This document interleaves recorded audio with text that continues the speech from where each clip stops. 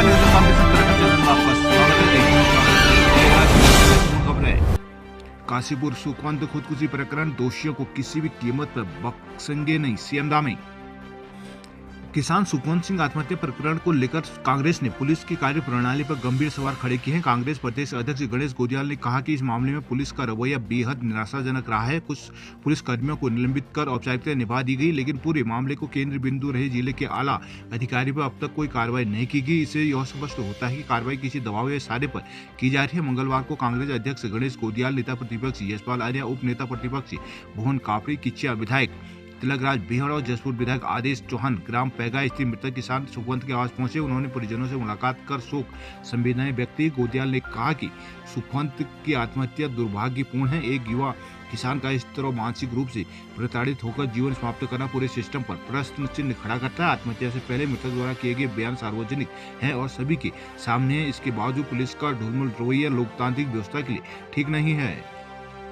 देहरादून उत्तराखंड में सूखे से फसलों को नुकसान की मांगी रिपोर्ट।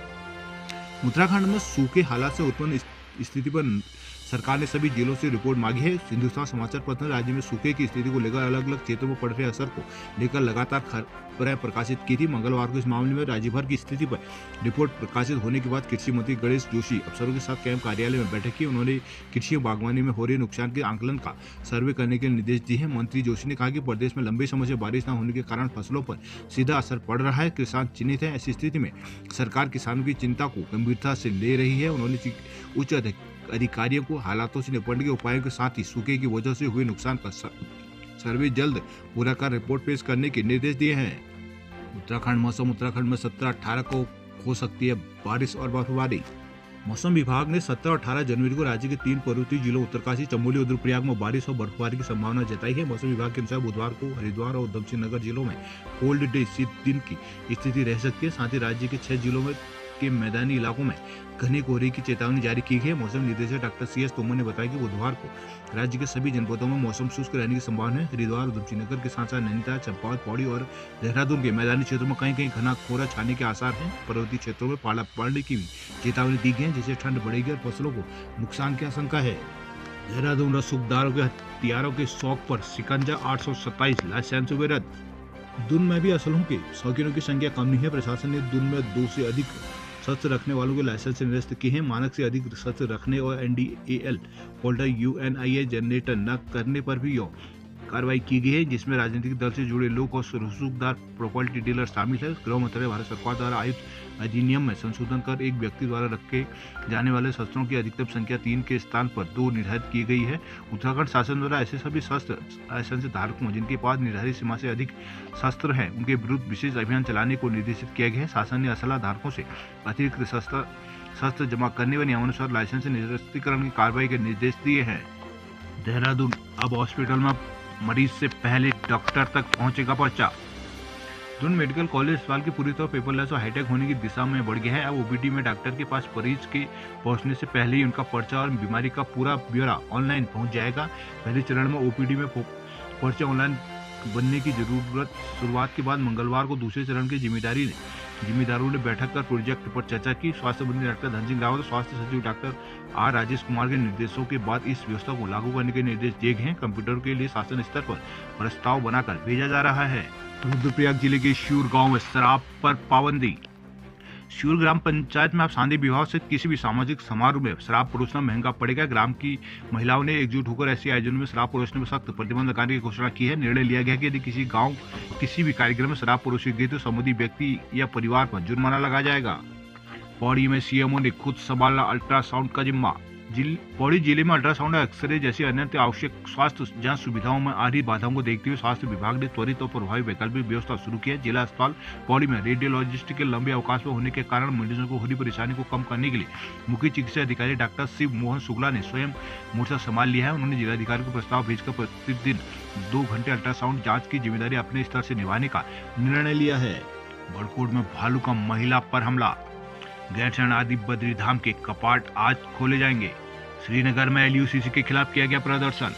श्रीनगर में पीड़ित महिलाओं को धरने को दिन पूरे होने पर नारी क्रांति मानव चेतना नागरिक संगठन के बैनर तले निवेशकों और पीड़ितों ने मंगलवार को गोला पार्क में सरकार के खिलाफ नारेबाजी कर जमा पूंजी को वापस कराए जाने की मांग की है। इस दौरान पीड़ितों का नेतृत्व कर रही सरस्वती देवी ने कहा कि LUCC कंपनी द्वारा बड़े पैमाने पर भोली भाली महिलाओं को निशाना बनाकर लोगों के लाखों करोड़ों रुपये ठगा गया है।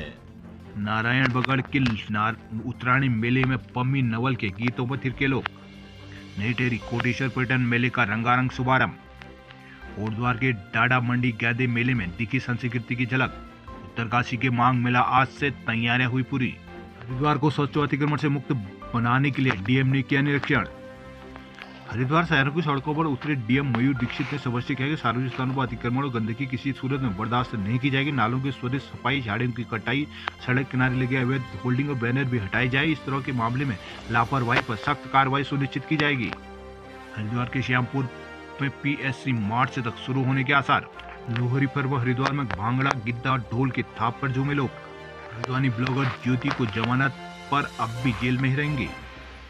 ब्लॉगर ज्योति अधिकारी को हल्द्वानी की कोर्ट ने मंगलवार को 2 मुकदमों में जमानत दे दी है। हालांकि अन्य जिलों में दर्ज मुकदमों की वजह से उन्हें फिलहाल जेल में ही रहना होगा। अब खटीमा पुलिस ने ज्योति को रिमांड पर लिया है और बुधवार पुलिस ज्योति को SGM की कोर्ट में पेश करेगी। ब्लॉगर ज्योति पर हल्द्वानी में एक कार्यक्रम के दौरान सरेआम दराती लहराने के साथ ही कुमाऊं की महिलाओं और लोक देवताओं पर अशोभनीय टिप्पणी करने का आरोप लगा है। मामले में युवती जूही चुफाले थाना मुखानी में तहरीर दी थी। पुलिस ने ज्योति पर कई धाराओं में मुकदमा दर्ज किया है। बयान के लिए थाने आते वक्त ज्योति ने मुकदमे की वादिनी को ब्लॉग के माध्यम से धमकाया था, जिस पर उनके खिलाफ एक और मुकदमा भी थाना मुखानी में दर्ज किया गया है। अल्मोड़ा GIC में प्राथमिक शिक्षकों की काउंसलिंग हुई पूरी। अल्मोड़ा में रजिस्ट्रेशन न होने से माइस लौटे कई अभ्यर्थी।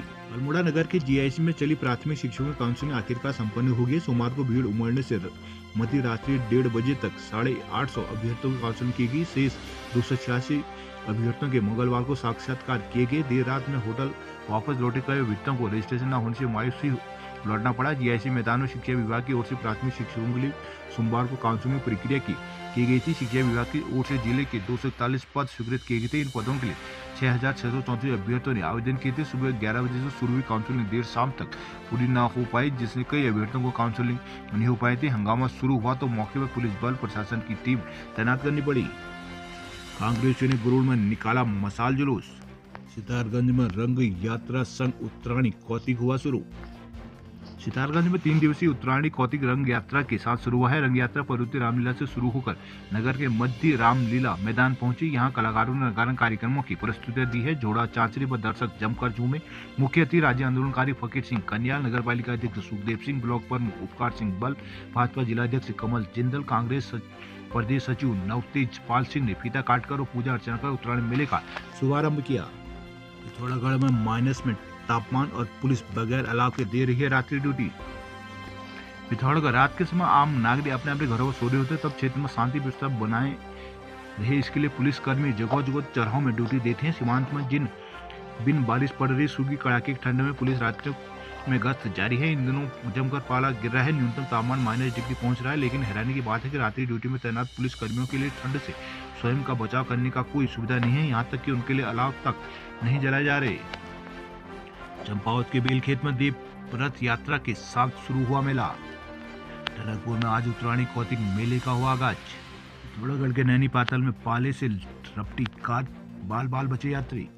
पिथौरागढ़ के धारचूला NH में पाले के कारण वाहन चलाना इन दिनों लोगों के लिए टेढ़ी खीर बन गया है। यहाँ पाला जमने से सड़क पर सफेद परत जम गई है, जिसमें स्कूटी, बाइक से लेकर कार भी रेंग रही है। मंगलवार को नैनी पैतल के समय एक और कार दुर्घटनाग्रस्त होकर नाले में घुस गई थी। गनीमत रही कि वाहन में सवार दोनों बैंक कर्मियों को गंभीर चोट नहीं लगी, जिससे दुर्घटना होने से टल गई।